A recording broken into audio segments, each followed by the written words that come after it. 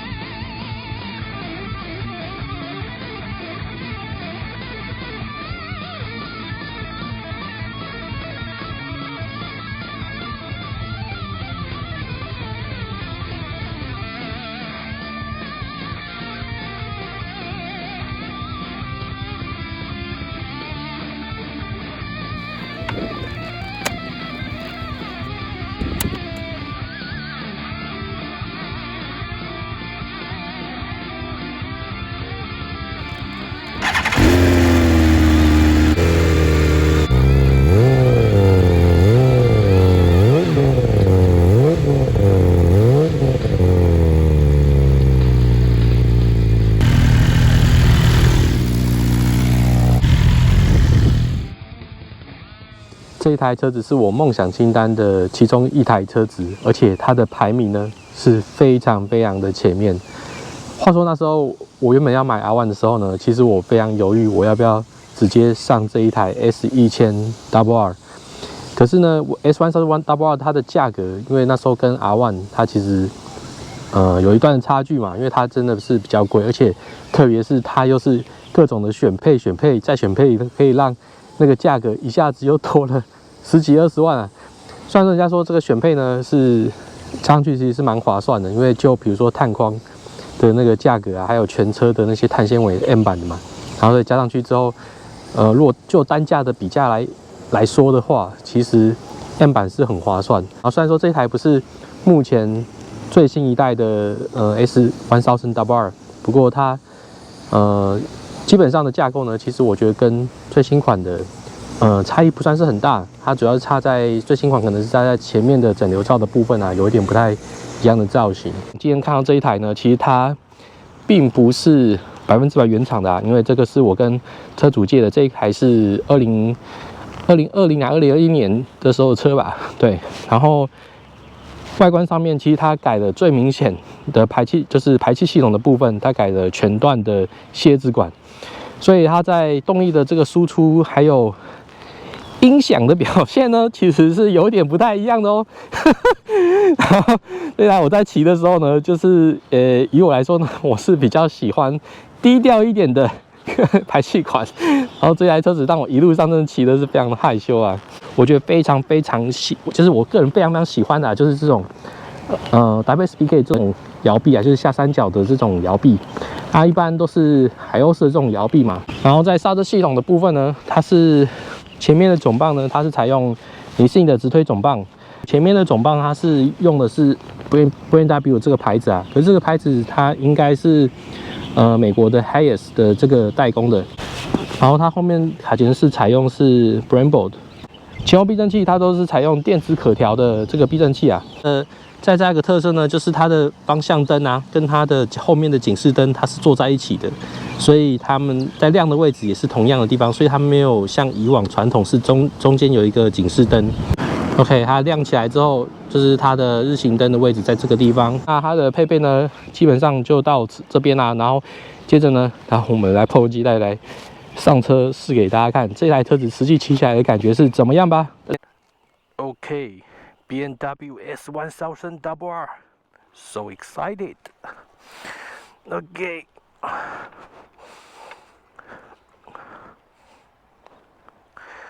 车主他用的跟我一样的 Core Lock，所以我非常的方便，我也不用怎么样去改，就马上可以用了。OK，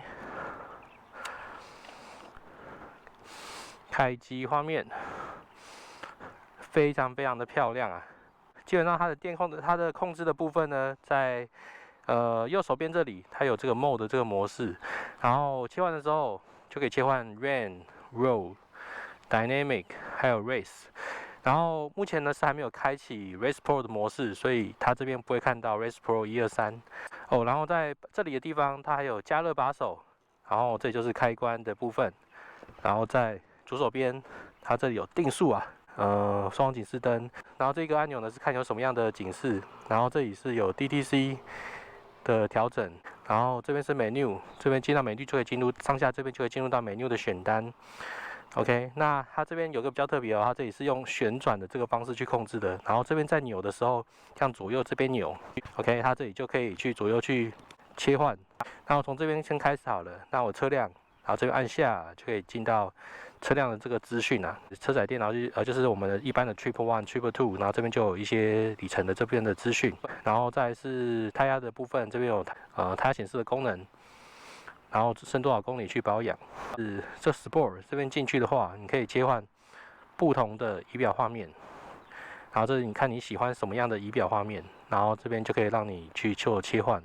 然后导航呢，目前它这里是没有功能的，播放器、电话这边都没有连线。然后设置这边进去，这边进入到有一个设置，这边是一个赛道，这边你进去啊，你把这边打开来。OK， 然后进去之后，你就可以进到进阶的这个配置的地方。那你就可以看到你这边 Race Pro 123这里就可以去调整你的发动机的输出啊，然后你的那个 Engine Brake 啊，然后 DTC， 然后 Wheel Control、ABS 这一部分，还有 DDC 这部分的控制，然后它就可以在 Race Pro 这个模式这边去控制。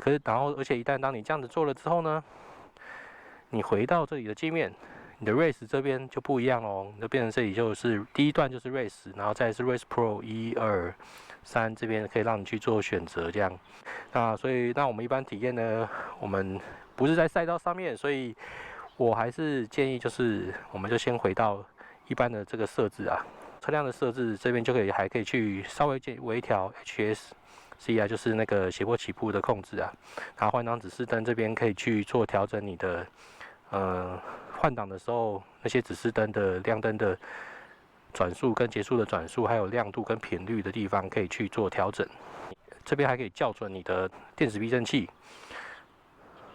啊，算了，就不要乱校正。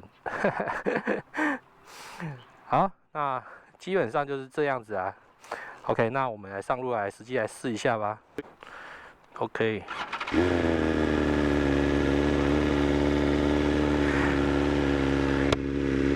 然后呢，这边要讲一下，一开始，假设你是完全冷车发动的话，我有注意到，就是它一开始红线区呢，它是从8000转这边就开始，但是因为现在我已经骑了一段时间了，车子有热起来，然后所以所以它现在你才看到才会是这样，红线区在14000转，不然的话在完全冷车的时候，它是从8000转，然后然后之后在发动的时候，随着你发动的幅度，它的红线区会慢慢的推，一直推到现在的14000转这边左右。然后这个地方也是我觉得它非常非常的炫炮的地方啊！以往我在其他的车子也没有看过这样子的配置。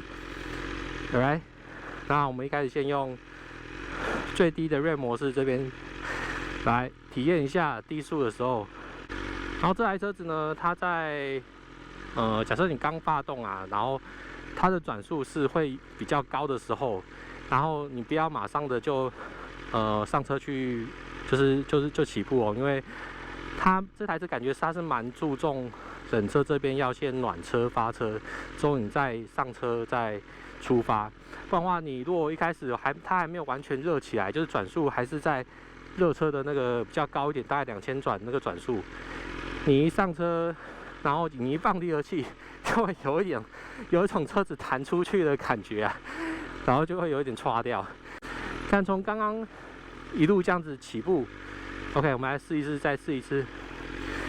你看这样起步，哦，你看像现在 Auto Hold 就出现了，这边 H 这边就是 Auto Hold。你看我现在没有拉刹车，我车子想要前后是没办法的。然后只要我一旦放离合器之后，它就会消掉了。OK， 然后你看放离合器到起步出发的过程啊，几乎感觉不到那种很不好的，就是我以往很讨厌那种起步会抖动的那个感觉啊。那感觉在直列四缸车子就是最明显就是 R1 嘛，R1可能是因为十字曲轴的关系，所以有这样子一个特性。然后另外我有试到也会起步也会抖动的车啊，就是像是之前 SV4 也会有这样子一个状况，然后10R 就不会，10R 的起步跟这台车子一样，都非常的顺畅啊。然后还有双缸，之前前阵子试的那个 GSS 8S 那个也是起步的时候就有这种抖动感，然后这台车子完全不会，顺到不行，而且你低速在这边在这边慢慢蠕行，我现在连油门都没有加啊，非常的顺。你看，再来一次，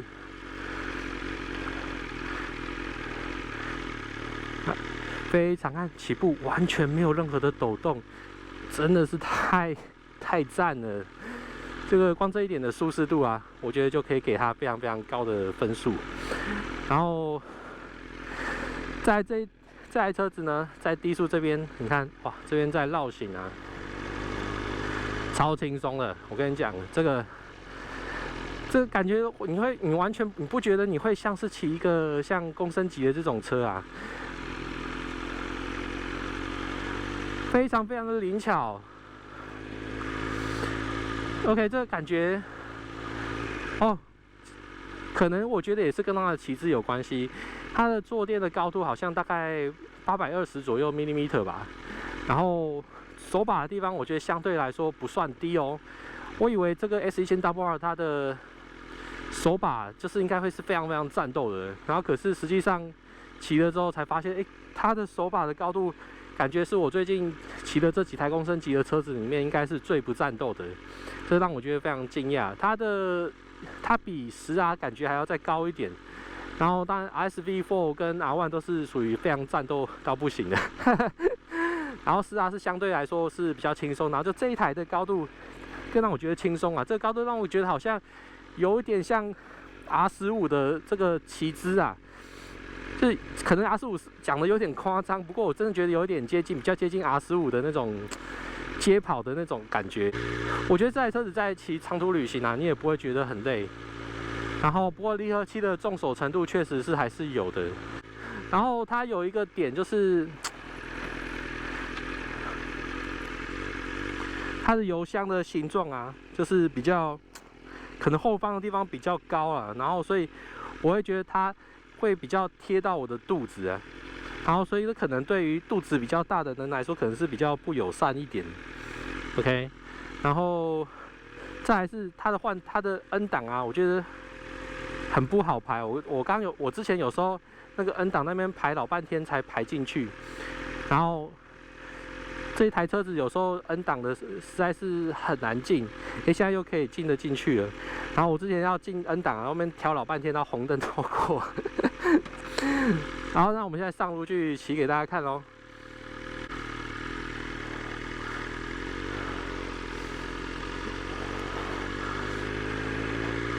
好，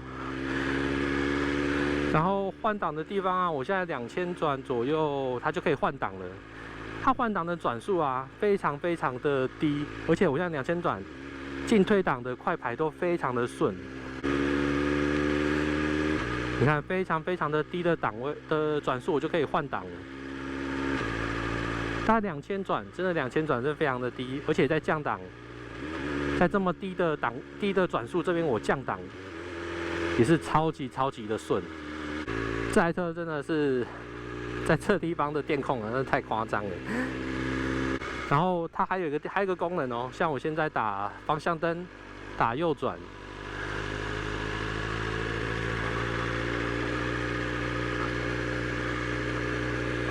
现在打方向灯，打左转。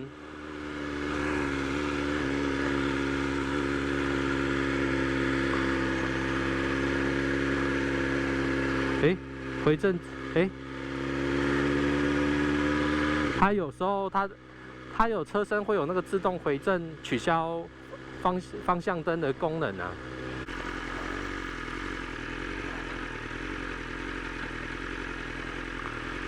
哦，然后我现在又在跟他的 N 档在 fighting 呢，就进不去 ，N 档怎么样都进不去。刚刚又进得去，然后现在又进不去。我前后挪一下车子，然后前后挪一下车子的时候，这时候我的 H 又出现了，就是我的斜坡起步，所以我现在又没办法前后去挪车去找 N 档了。这个功能啊，其实虽然不错，可是在我要找 N 档的时候，就觉得这个 Auto Hold 的功能实在是有点讨人厌啊。现在消失了，我又可以前后移动了。N 档你在哪里？红灯都已经快过啦，还是找不到。我的手压得很酸呢。N 档呢？N 档呢？不会秒数过了，我大概找不到 N 档吧？靠腰。好，我放弃。下一个红灯再战。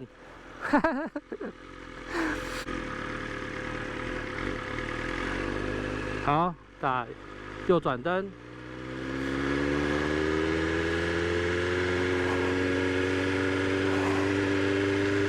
好，它车身回正之后啊，刚好看到那个功能吗？就是我车身回正的时候，我的方向灯它会自动去切掉。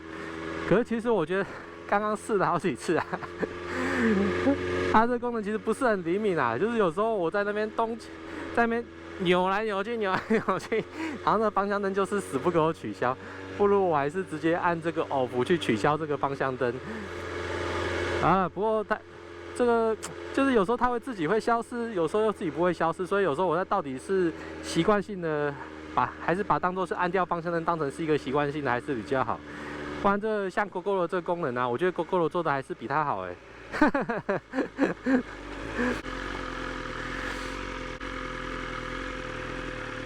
好，不过这 Auto Go 的功能，它正常发挥的时候是还蛮方便的。就是我在起步的时候啊，我就不用再去拉那个，就是在起步之前，我不用再拉着刹车拉杆去控制，稍微省了一点力啦。不过已经成为习惯的话，就觉得还好。不过科技就是这样，科技就会越来越进步。那我现在是 Rain 的模式，稍微体验一下加速。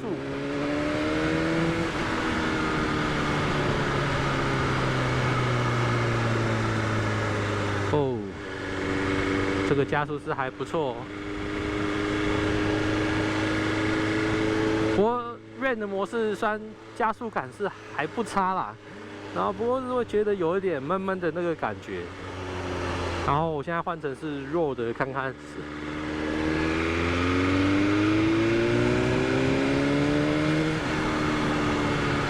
然后Raw的感觉会动力感就会再奔放一点。不过你看车子的放炮声啊，Raw的模式也会变得比较明显一点哦。这就是最近我骑这台车子的时候，我感到很害羞的地方，就是它会动不动就在那边放炮。OK， 我现在用 Dynamic 的模式。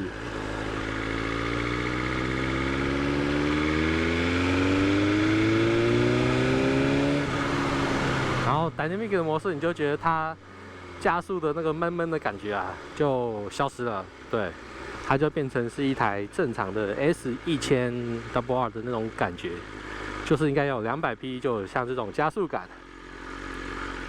好，继续 fighting 一下它的 N 档。不行，我真的不能再用它的 N 档。这样我一直在取消它的 N 档的话，会不会车主呢会非常的干我？就说整天在讲一直在讲它的 N 档，它其他的优点很多嘞。而且我觉得最好骑的模式啊，以一般这种干地来讲的话，我们觉得当然还是 Dynamic 的这个模式，你骑起来的拉转的顺畅度就比较好，因为比较不会感觉说油门那么的紧。如果是 Dynamic 一般 Rain 啊，如果你就觉得好像油门转起来的感觉就比较好像受到，就是好像阻尼感比较大的感觉。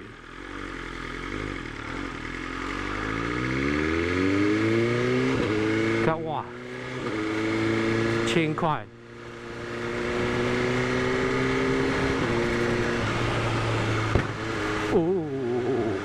拍谁拍谁，不好意思放炮了。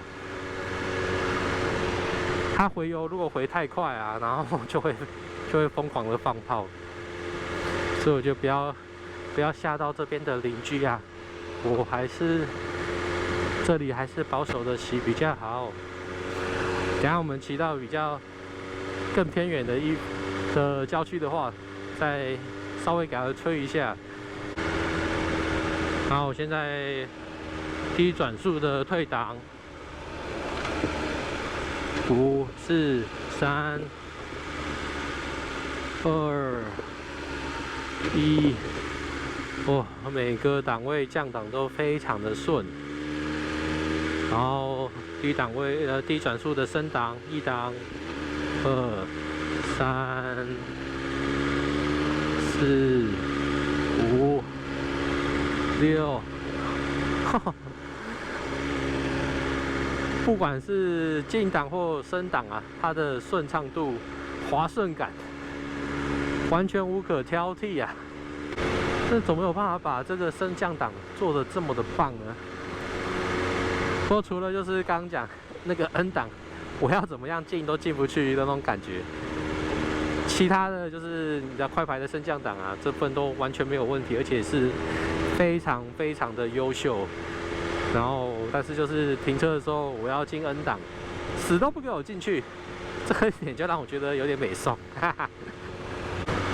然后 ，OK， 刹车的线性度也不错啦。然后这是你性的直推，然后搭配这个美国的 Hiace， 哎呦，进 N 档的奇迹发生了，哈哈哈。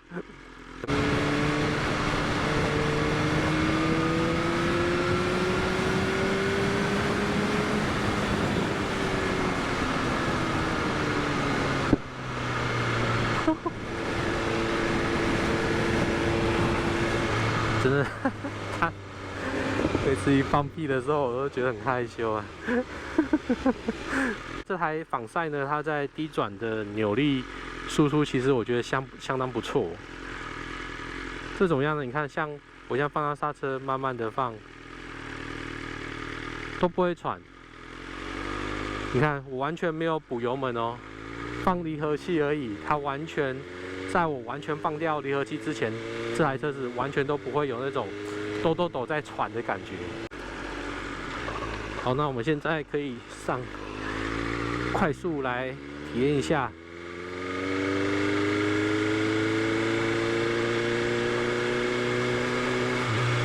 然后基本上我先，哦呦，干！我先从1档开始好了。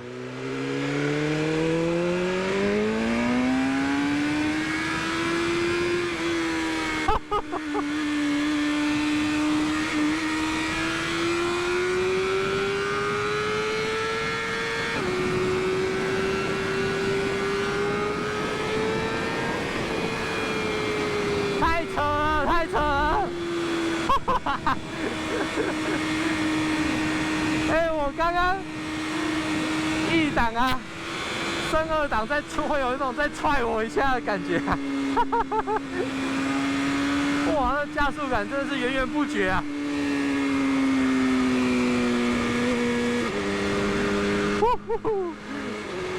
现在车子比较多，因为一下子那个速度就完全就可以拉到接近200，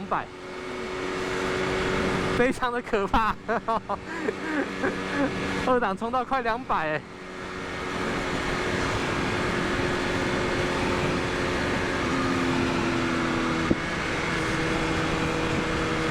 哇，这个加速体验实在是太过瘾了！你就一直觉得一直推你，一直推你，只推你，而且那个动力啊，源源不绝。那个动力，一开始我还不敢把那个油门吹得太紧，因为我怕那一下子油门吹太紧的时候，那个前面会抬，轮子会抬起来。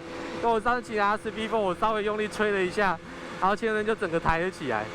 所以我一开始前面还不敢完全把油门给转下去，然后就后来到中间，速度好像可以的时候，我用力转了一下，整个加速感完全就冲出来了。然后拉上去之后呢，我再多了一档，然后这速度上面再持续的在爬升啊，所以那感觉是完全源源不绝、没有中断的动力的感觉。哦，再偷偷再试一下好了。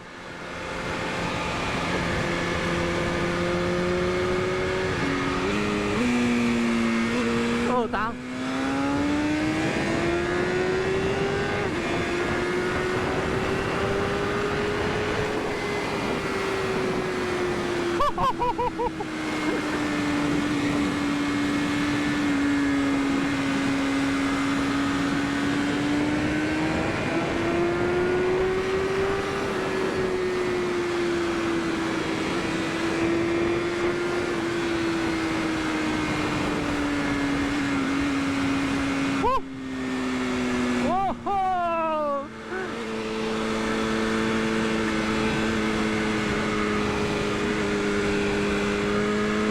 开始发现它有一个点啊，也是我不太喜欢的，就是它的麻震感，就大概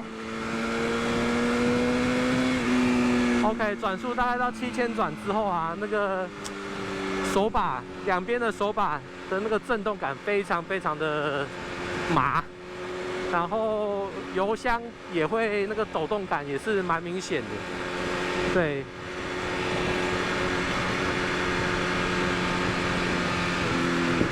不过其实，在低转速的时候，我是觉得就还 OK， 可是转速拉到大概过7000转，那个麻震感就越来越明显，然后越高准，那个震动感就会越大。哦，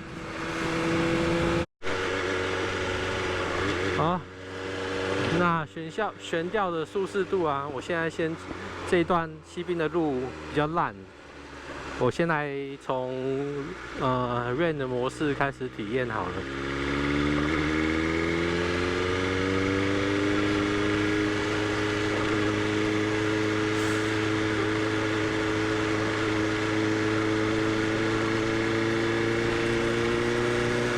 OK， 其实像 Rain 的模式，这样走一段，这里比较路况比较不好的西滨这个路段啊，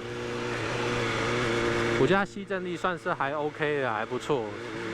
因为没有办法要求说它跟那种你知道，就是像一般街车的那种软度啊，然后可是以仿射来说，它的吸震力算是已经蛮好了。可是不到说真的能够让你说，真的压过去能够忽略那个震动感，但是起码你会感觉到那个舒适度是还有，对啊，用 Rain 模式还真的是下雨了。好，那我们用 Road 模式再来感受一下。我觉得 Rain 模式、Road 模式、Dynamic 模式在起步的感觉是没有什么差别的。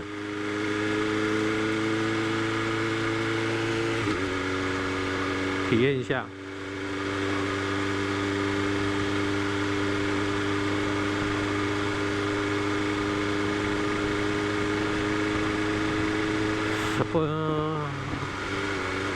可是我觉得 Rain 跟 Road 的那个吸震力的感觉啊，好像没有什么太大的差别。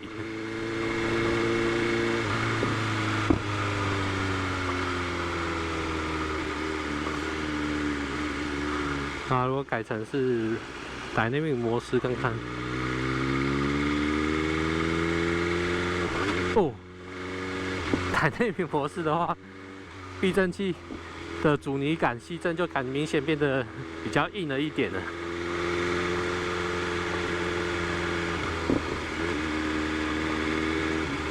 就是一些碎震啊，都变得比较清晰一点哦。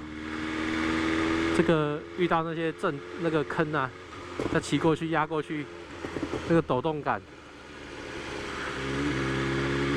真的就会变得比较明确。那如果用 Race 模式，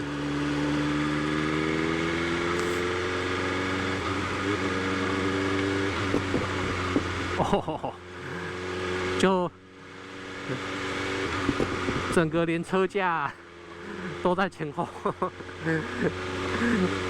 就是路面的高低起伏啊，整个车身车架就变得更明显了。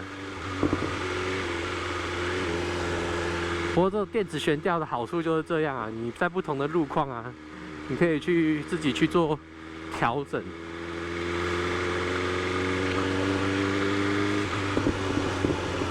蛮不错的，好羡慕有这样子的配备哦。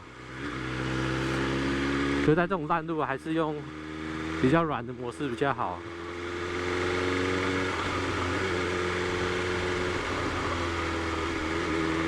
看那个压过有一些坑洞，你都不就明显的就变得比较能够吸收掉那些碎震感。然后在区间测速啊。最棒的就是这里有定速可以用啦，启动定速，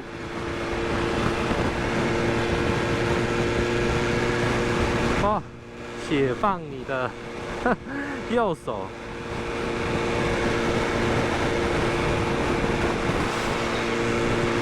真的，现在啊，车子有这种定速的功能。对于台湾的现在到处都是区间测速用车环境来说的话，真的是非常非常实用的配备。看超轻松，我现在就也不用担心超速，然后我又是等它慢慢的过了这个区间测速的路段，这样就好了。然后它的控制呢，看一下提速怎么用。哦，这样子增加速度，往这边小杆子的这边往前面拨。减速怎么用？减速就是往反面这样子，往自己的方向拨就减速。然后拉离合器，然后就会取消了。拉离合器就会取消定速。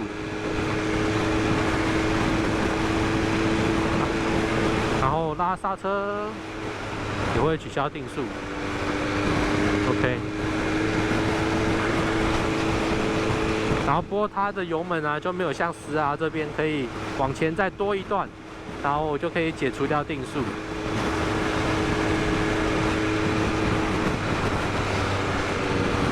脚刹车也可以取消定速，啊，非常好用啊。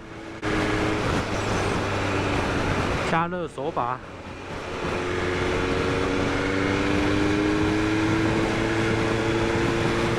有用吗？感受一下加热手把。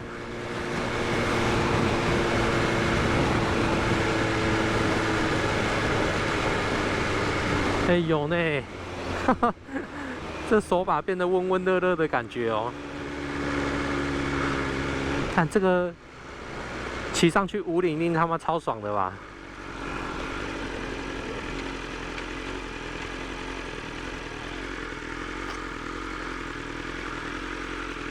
加热手把的反应加热的速度比我想象中还要快。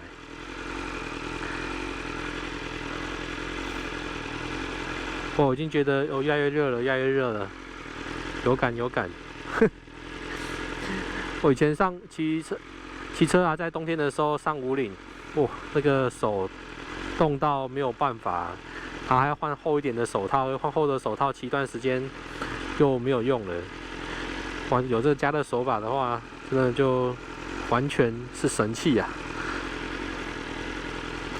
行，我还有段数，3、2、1，这样3段的段数。它可能有改那个风镜啊，然后所以它在高速的时候风镜比较高，所以我不用趴得很低。也不会感觉到有那个风阻的感觉，所以其实今天的风算是大的啊。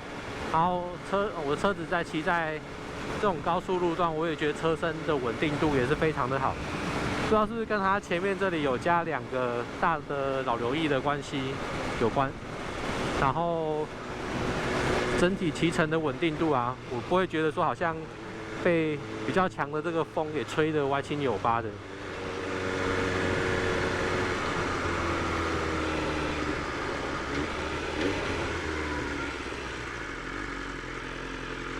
哎，现在 N 档又靠谱了。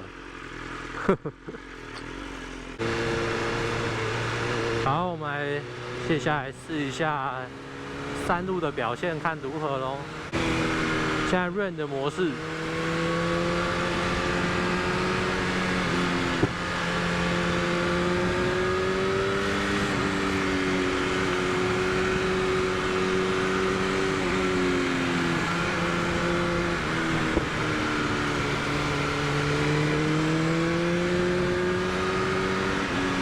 的模式感觉动力就是闷闷的，其实不会很喜欢这样的模式，因为当你出弯啊要在加速的时候，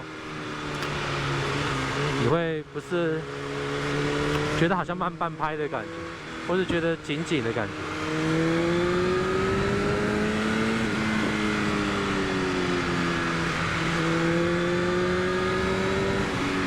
我换到 Road 的模式好了。Road 的模式明显加速力道就比较好了。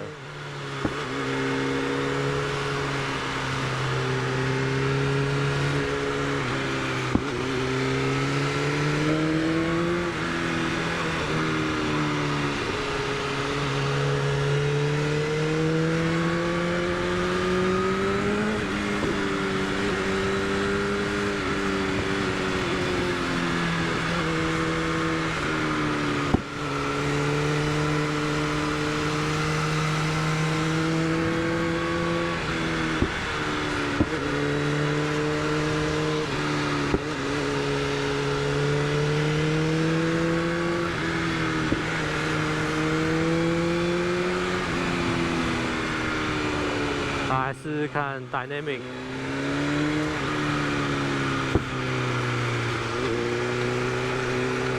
哦，那个烂路就震得很明显。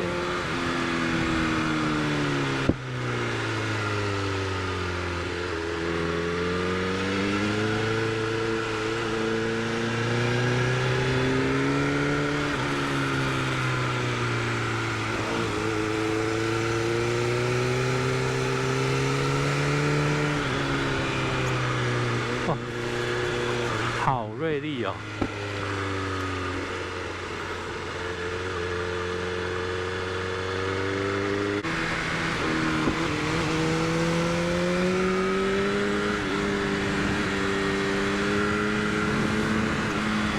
哦，这3路的操控性真的好好。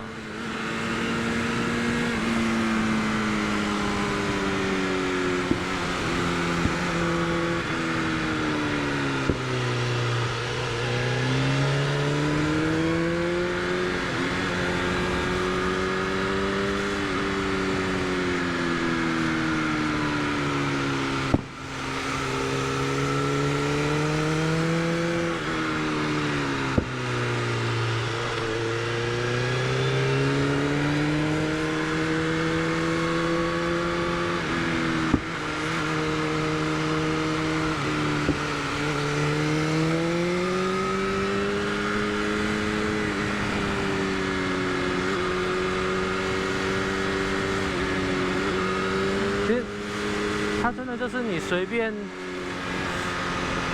带下去啊，那个身体的感觉就是很随心所欲的去控制你前进的方向。哦，这边住宅区保守一点骑，怕吵到别人。不过虽然它的切弯的感觉很利落啊，可是我就觉得我的脚的支撑一直觉得怪怪的。就当然是有顶到点啊，就是大腿的就膝盖这里，还有大腿这边是可以顶得到油箱，这个地方顶到是没有问题。然后脚踝的地方刚好也有靠在它的脚踏的部分的那一块挡板上面，高度上面其实也应该也没有问题，可是我就觉得好像少了一点点的贴合感。我觉得这部分10R的贴合感就比较好。当然，我觉得但它的也是很不错啦。然后我是说，当然感觉的比较上面还是会有一些落差。可是这落差并不是很糟糕，只是说就是我觉得施拉做得更好一点。OK， 这个弯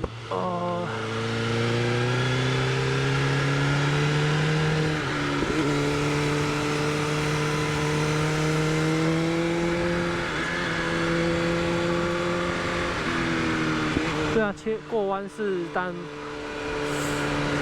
问题一定是没有的。然后，可是我觉得在侧挂的时候啊，施拉给我的安心感是比较好，因为我会觉得我挂的那一边施拉是能够感觉接触的面积跟车底的接触面积感觉更大一点，可以得到比较相对来我比较稳固的固定姿势啊。然后这一台的话，就是在膝盖跟脚踝的中间这一段是比较空一点，然后大腿是不错，大腿都有靠紧，然后油门啊，它的解析度啊非常的好，所以你在控制这个出弯的加速度的时候，它在带，你可以把它控制的非常的细腻。你看。这个转的幅度非常的，哇，就是解析度高啦，应该说就是这样。所以这个力道在收放油门的这个过程啊，非常的 smooth， 那种滑顺的感觉。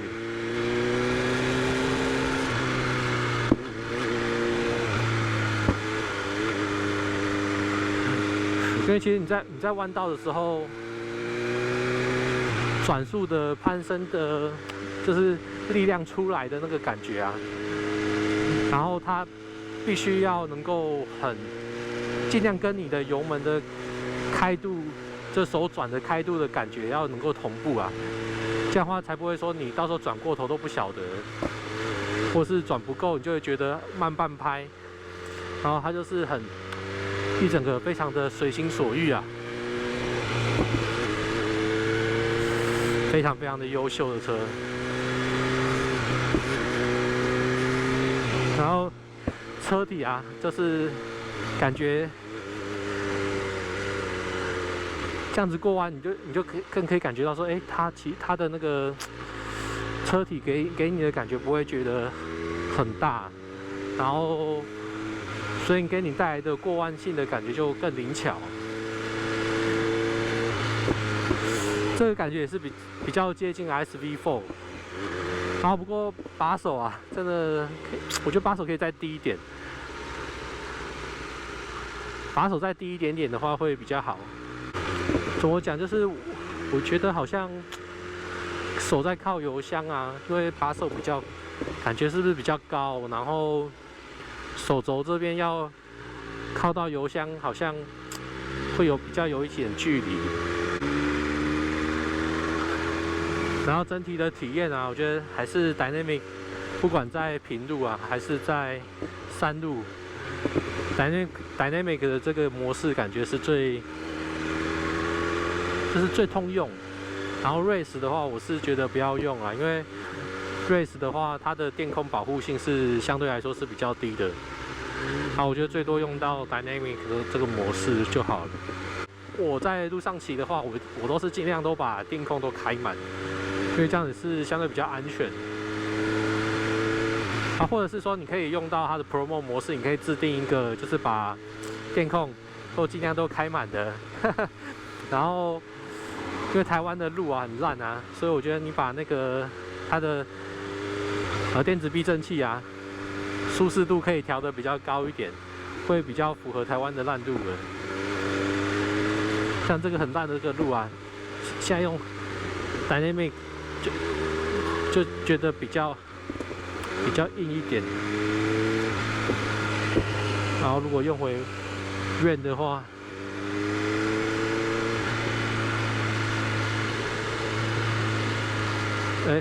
就比较舒服，可是你就会觉得车子的晃动感啊，就比较明显，就比较没有刚刚 Dynamic 那么稳定。现在刚刚是大约是上山的地方，然后我来体验一下下山，因为下山的话会用到刹车就会比较多。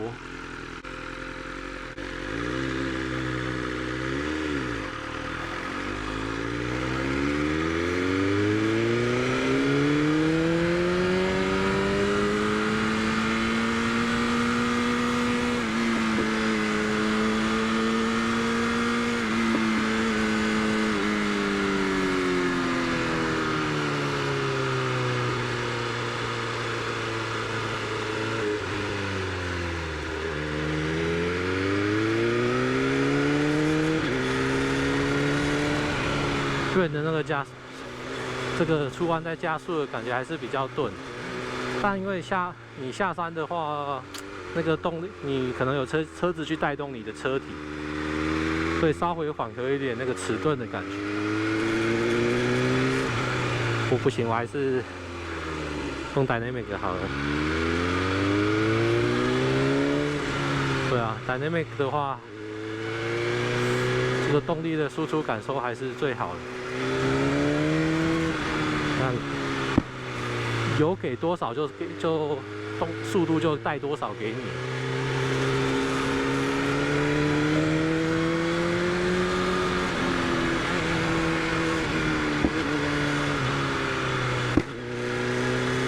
哦 ，sorry， 我知道啊，这排气管一直放炮啊。不小心吓到那个骑士了。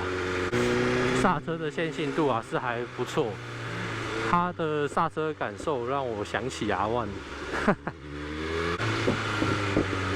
不过它好像这个刹车的总泵在前面有一点点比较空的行程这样，所以在一开始在前面在刚开始拉的时候。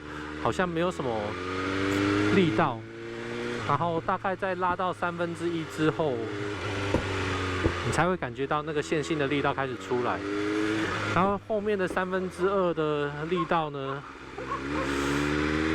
就比较重了。不过整体来说还是有办法控制的很线性，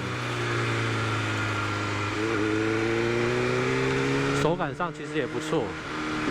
后面的刹车啊。我觉得它踩的位置好像有点下面，不是。它如果能够踩下去油感的位置稍微再高一点就好了。它也是这样它大概是前面1/2给你的感觉是空空的，都是空的，然后过了踩下去的行程，过了1/2之后，才让你觉得说，比较开始力量开始出来。后面的刹车是这样的情况。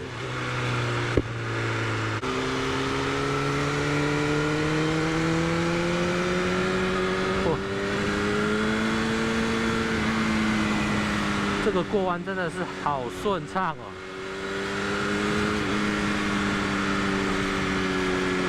你就可以很放心的把自己给丢进弯中，然后出弯的时候再补油，这样。刹车的力道表现也是不错，所以你还蛮有信心的，在下一个弯道之前把车子给停下来。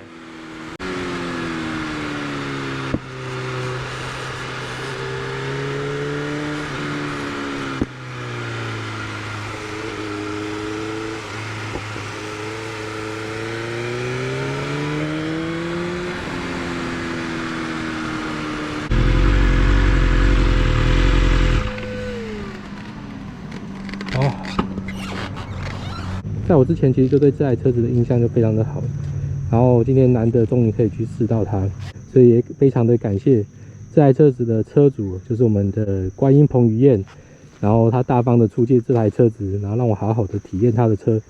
坐垫的舒适度是还不错，这记忆泡棉是还不错，支撑性也蛮好的。然后后座的空间我觉得算是还蛮不错的，是有够大，毕竟这台车子是 BMW 设计的嘛，然后所以欧美人的身材基本上都会考虑进去。然后它的方向灯的按键啊，那个感受感就是有，你看像这样，我不知道是不是它是因为已经骑了一段时间的关系啊，这按钮看有点这样子。其实后续我还有其他的车子，我心里面也是还有其他的名单，想要再去先体验过，然后最后再决定我可能会先去选，最后会去选哪一台车子。好了，那以上就是这次的 BMW S1000RR 的试驾体验。那各位如果喜欢我频道的话，欢迎各位按赞、订阅、加分享，记得开小铃铛。好，谢谢大家，那我们下次见，拜拜。